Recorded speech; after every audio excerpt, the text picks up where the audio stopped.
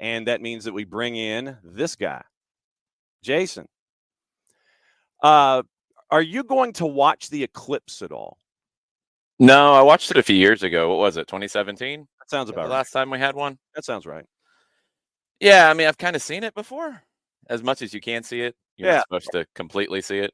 You normally do that. Did you do the thing with the shoebox when you were a kid and you sat there and you make the hole in the shoebox and you have you do those kinds of things? I remember that, yes. Mm. I don't have the special glasses, so I'm not going to risk my eyes now. Yeah, so Abby's trying to figure out where on the strip of the complete eclipse from basically Texas to Louisiana northeastward she's going to be to watch this. So she's going to take the Abstromobile on a roadie. And so I'm going to skip it this time. Yeah, right there with you. A couple of things that I wanted to discuss with you this morning. First thing I wanted to discuss was what last night was all about. You were kind of busy, and it was a cool kind of busy. So break folks down as to what you were going through last night. Yeah, Mike Conte and I got to be the hosts of the Atlanta United Unified Team signing day. I've been to the signing day before, never been one of the hosts of it. It was very, very cool. We do as much as we possibly can, whether I'm talking about SDH or 92.9 or Atlanta United broadcast on the unified team, just like we do on academy teams, just like we do on the second team, just like we do on the first team. It's part of the club, and it's a big part of the club. It's exciting to see. It's exciting to get to meet everybody and a lot of returning faces. They're going to make a trip this year to Los Angeles. Oh, wow. To play the Galaxy Unified Team. That was supposed to happen. I can't remember if it was going to be Galaxy or LAFC. I think it was Galaxy, but that was supposed to happen in 2020, and the pandemic shuttled that one. So they are getting out to LA this year, and it's a home and away with Nashville this year as well. So always fun. Great when they're out on the road with us, and it's just such an important part of the team. It was really cool to see a lot of supporters there. All the supporters groups were represented. Just a fun night. And to be able to be there and see what Marty Jellamy, the head coach, and the staff are able to do, and to see the joy on the players, not just when they're out there, practicing or going up against first team or staff or those kinds of instances, but to see them on the road and enjoying the experiences as a normal club team. It's just like, all right, you're on a club team, you're on the road, you're going to do road things, just to see the joy on their faces as they are treated as equals across the board in Major League Soccer. Very, very cool. Yeah, they take it very seriously. Atlanta United, just as a club, has really set the bar in MLS with how they've done with their unified team and all of the resources that are put to the unified team. The two games we did on the road last year, we broadcast both, and there's some teams that don't do any kind of a stream or broadcast for home games. We do everything as we do. That's just what we do.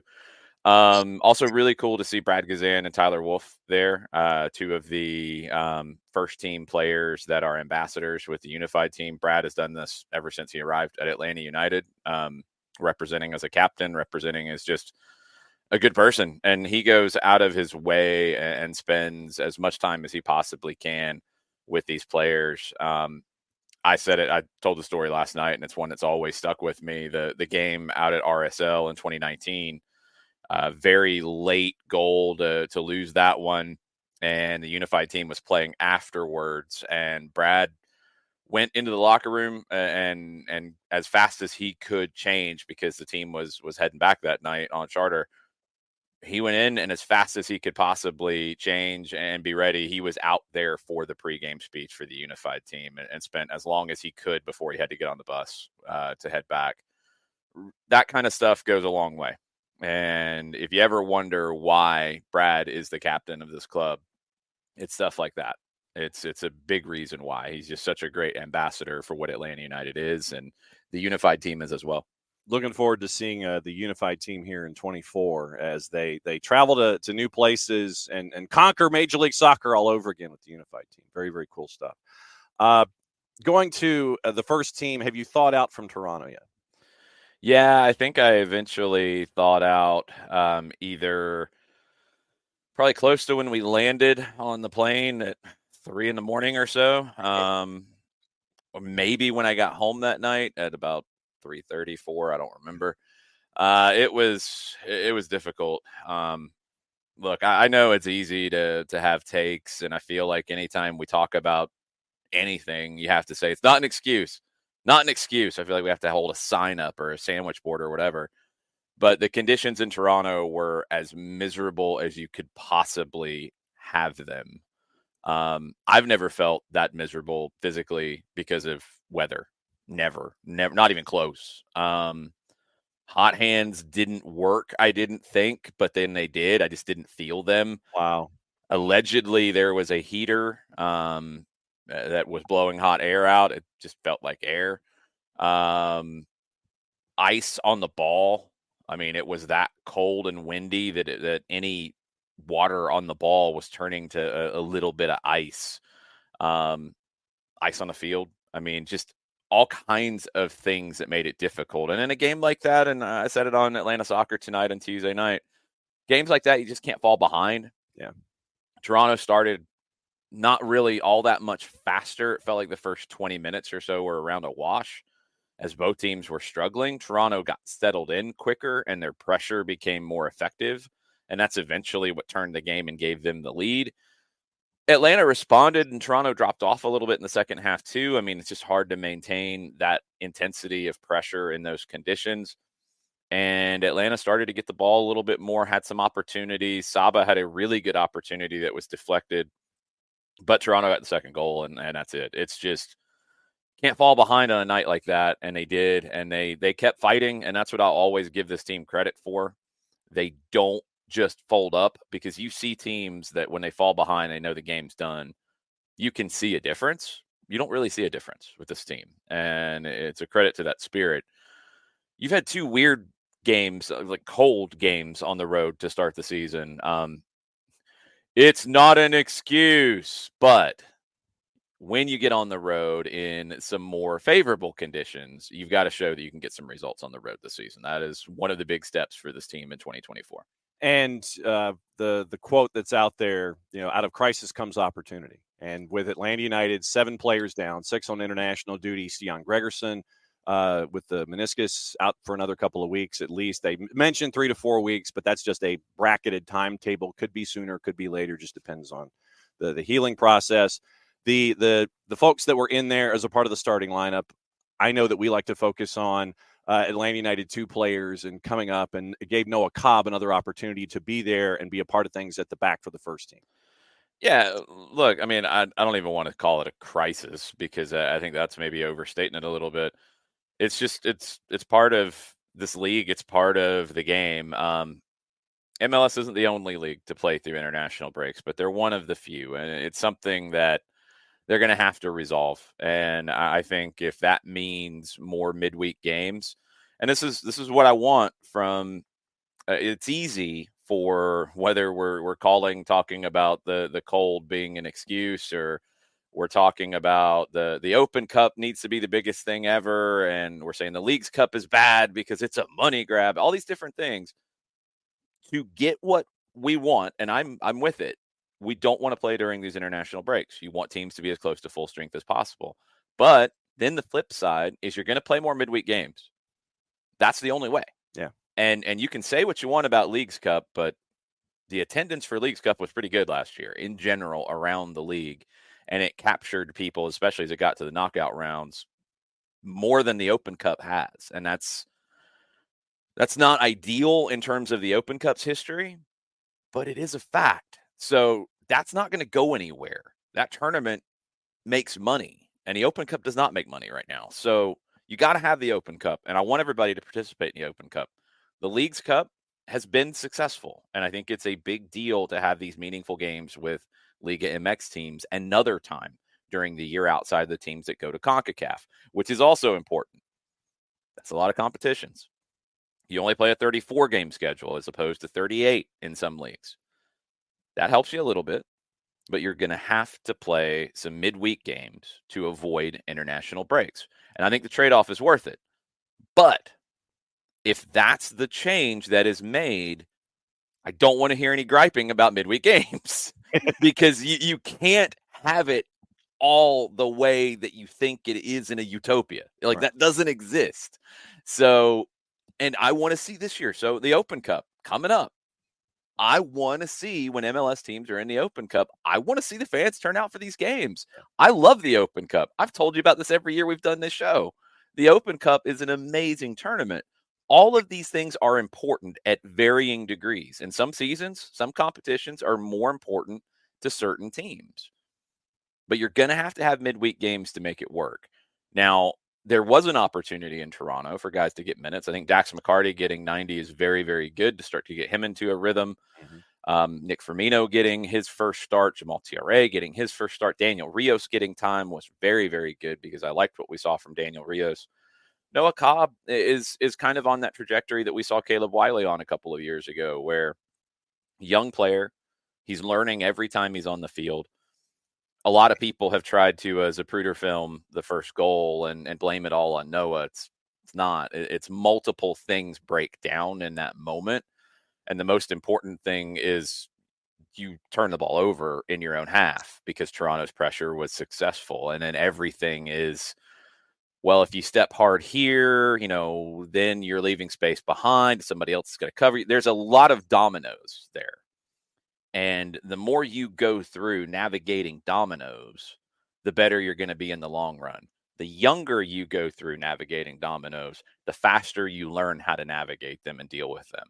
Caleb Wiley went through that. Noah Cobb is going through that. I don't think that goal's purely on Noah. I thought Noah actually played pretty well, all things considered. It was a difficult night at the office, and the guys got through it. And then the guys who came back and played for Atlanta United too the next day, I didn't hardly know what my name was in the second half of that game. I don't know how Efrain Morales played 90. Luke Brennan had 2 goals. Matthew Edwards was great playing at center back, where he's played fullback all preseason. It was a tough weekend. It was a tough weekend, and to get that on Sunday was great. But Saturday, you've got to take what you can out of that. And you're not going to take a lot out of the soccer side on Saturday night. You're going to take more out of the perseverance and out of the fight and out of the work. Jason's here for another 15 minutes or so. Kaylor Hodges and the USL show invade us at the top of the hour. It's their first visit of the regular season. You mentioned the twos, and your conversation's triggering other questions and other topics. Yeah, it happens. I kind of ramble sometimes. You know that by now. But I know. But then it's like, oh, I'll go this way. Efrain Morales and the guys that made the trip to Toronto came back. What's it been like to see Efra continue to grow and develop, and then as we have these conversations with Steve Cook, you learn more about yourself in these instances where you travel, you come home, you take a nap, you play 90, and you just absolutely push yourself through the grinder and learn more about yourself. What's it been like to see Efra continue to grow? Efra is a prime example of how players don't always develop on the same trajectory. Some guys hit the ground running very, very quickly. Some need a little more time, and more often some are developing at varying speeds depending on a lot of different things. I think for Efra, it was depending on injuries. He grew a lot very young, and that can make it difficult for your body to catch up. And I think we saw that with Efrain Morales over the 2020, 2021, even into 2022 seasons. Remember, he signed in 2020, scored on his debut in Charleston. These last couple of seasons, he's played pretty consistently, and he has gotten better and better and better. But this off season into first team preseason and now starting the season with the twos has been outstanding. He is on another level, and he's showing that he is a potential MLS center back. He has that kind of ability in him. And this is, I think, part of that process. It's very easy in the situation for guys to coming back from Toronto, sitting on the bench. I mean, it's one thing to be running around in those conditions, but to be sitting on the bench in that cold and then have to get on a plane and then have to fly back and then get home. And you're probably, I mean, I fell asleep. I think I fell asleep before 5 a.m. I think. I don't know how fast these guys fall asleep. Some people fall asleep really quick. Some sleep on the plane. I don't know. Not good sleep. Not the kind of sleep that you need before you're going to play a match, a professional match.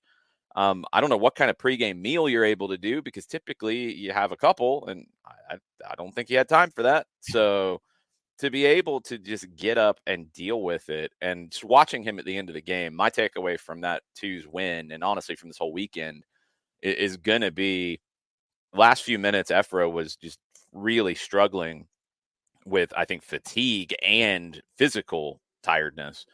Final whistle blows, and it looked like a piano came off his back, and he just slumped over. John Berner comes out to give him a high five, and then just it's like sees him and gives him a hug, Yeah. because he was hurting. But he put in that performance in a clean sheet, and it was really impressive to see. And Edwards and Brendan were both great as well. Good performance from the twos, and what could be kind of a little bit of a marker for what 2024 can be for Atlanta United too. Yeah, and we'll go down the twos road here a little bit. Let's talk about Agent 86 and Javi Armas and anybody else that that sticks in your mind from the Travelers to the output that we saw there with the big win for the twos this past weekend. Armas has been great, and I think he's adjusting to the speed of play at the professional level. That's going to be the challenge for him. He's not the fastest. He can think faster than most in terms of soccer IQ. He can pick up speed with his technical ability, which is top notch, but literal speed, quickness, that's not where his strong suit is.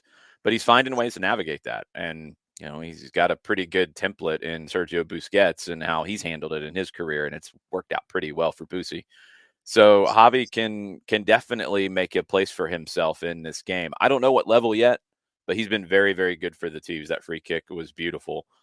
And I got to give credit to the kids. Matthew DeJaney getting the start. Good hard work from him up top. I think he was giving up about 5-6 inches to the center back in aerial duels. He didn't give up. He won a few. He battled.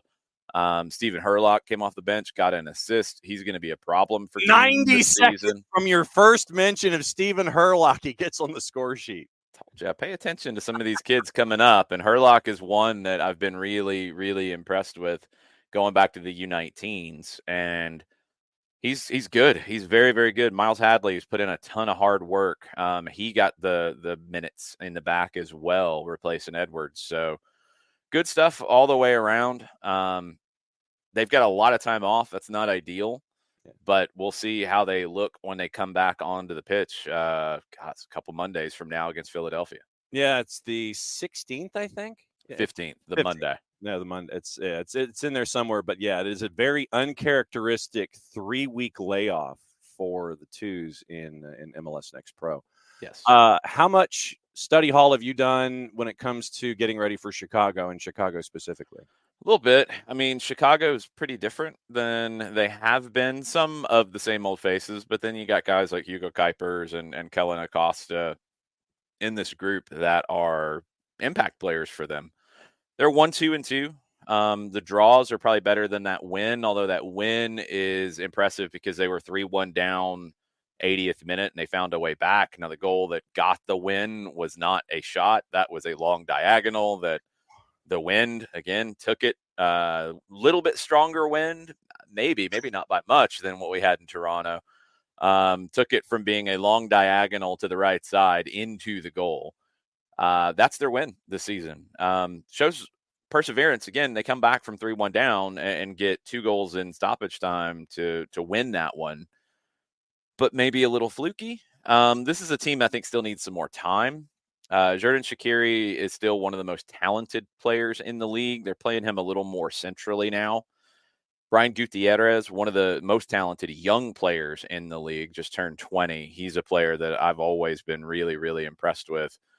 And Fabian Herbers is having maybe the year of his career, and some of that is with Acosta being the 6 and with Shaqiri being the 10 when they're lined up that way. It allows Herbers a lot of freedom because teams are going to be very worried about Acosta when he steps forward and Shaqiri, obviously, and it's creating some more space for Herbers, who's got 2 goals and 2 assists. So middle of the park, they've been very, very good. Can they do it on the road? They haven't yet this season. Can they do it in Atlanta? Find out on Sunday, but I like Atlanta's chances. The question is going to be somebody like Bartosz Slisz coming back from 120 minutes on Tuesday with Poland. Is he going to be ready to go? Can he give you anything? Can he start? Does he have to come off the bench? You'll get Jay Fortune back, who only played one game over the break. That's good. That helps. He should be fine and ready to go 90 minutes on the weekend. Yorgos Yakimakis didn't play a ton of minutes with Greece, but Yorgos is going to need an emotional boost. You know, it's rough when you miss a penalty in a shootout, and Yorgos did for Greece. And if you saw his Instagram post, I think you got a sense of the emotions that are at play with him. He's going to need a boost. And, you know, whoever's out there listening to this, it's going to be in the building on Sunday. Spread the word that, you know, when he starts, and I would assume that he would, he needs the loudest roar that you can possibly give him. It's tough when you're going to get blamed, even though a shootout it's tough. It comes down to individuals, but the team performance is what gets you into that shootout. There was a lot of blame placed on Yakimakis for Greece not winning that shootout, Republic of Georgia going on to the Euros. And Yorgos probably put some of that blame on himself too, because that's the kind of player that he is. It's the kind of teammate that he is. He needs a big boost in the building on Sunday. So when he's announced as a starter, it needs to be the loudest roar that can possibly be mustered. One of the other things that I was keeping an eye on with Chicago is the injury situation at left back. Do we know anything about Chase Gasper? Because he came on as a sub, had to be subbed off with an injury. They were thin there to begin with. They could be thinner. Do we know anything about the line at the back? I mean, he came back on the bench over the weekend, so I don't know where he stands at this point, and they won't tell us probably until Saturday. They're a little thin there, but they've got center backs who can slide outside. They've got ways that they can cover that. They'll be okay, but with Gutman going down and then Gasper not being 100%, it's not an ideal situation for them. When we got another 5 minutes or so here, and one of the other things that I wanted to discuss with you is our high school schedule. And it is a 4-match week for us this week because region play is trying to wrap up before spring break, and then you've got stuff that you can try to take care of just to get your schedule wrapped up to get ready for the playoffs if you're making that kind of a push. You and Maddie started our week with River Ridge, ranked 2 nationally in some polls on the boys' side, going up against Sequoia, and you were pretty active in that one. Yeah, 5 goals in the first half. That game was crazy, and every goal felt like a golazo as well. A free kick off the underside of the bar, some good work on the left side, then a shot into the far side netting. Felt horrible for the goalkeepers in this one because just goal after bomb after goal after bomb, and there's nothing they can do. Sequoia was ranked number 4 in the classification in 6A. River Ridge was ranked number 1 in the state, and Sequoia took the lead 3 different times, and River Ridge answered back every time.